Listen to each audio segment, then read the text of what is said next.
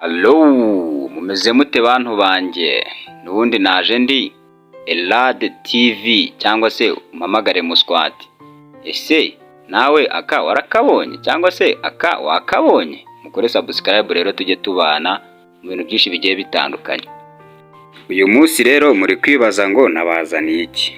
Uyu munsi nabazaniye inkuru y'umubishop w'umudamu witwa Mukanziga Brigitte, yagiriye inama abakundana n'abashakanye gutunga televiziyo mu byumba bararamo, cyangwa se abafite smartphone bagashaka internet idahagarara, cyangwa se muri make ihagije.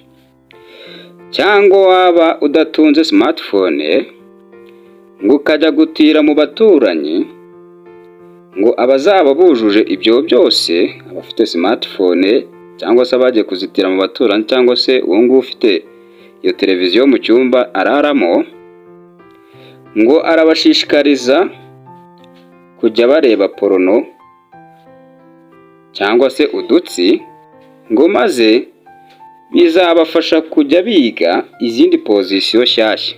Ubwo ntimumbaze ngo pozisiyo ashaka kuvuga ni izihe, ubanza bavugaga izo guhenerana. Ibintu byarakomeye. Undi nawe yagiye kuri Twitter aripostingira, arandika ngo harya ngo iyo umukobwa afite iminwa minini biba bimeze gute, ashyiraho ifoto y'umunyamakuru tuzi Anita.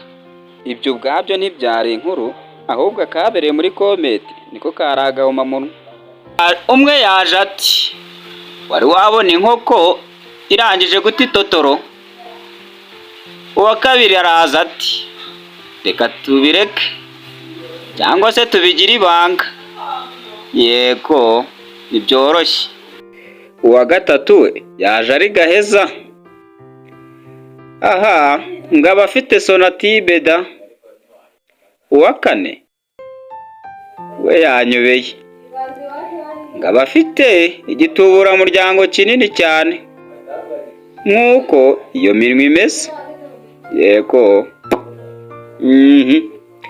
Uwa gatanu ngo akoraho rikaka, ngo niko yumvise.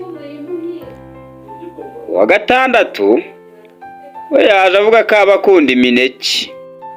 Uyu we yavuze ngo aba ashaka gutamira ikintu kinini, arenzaho ngo ni urucabana.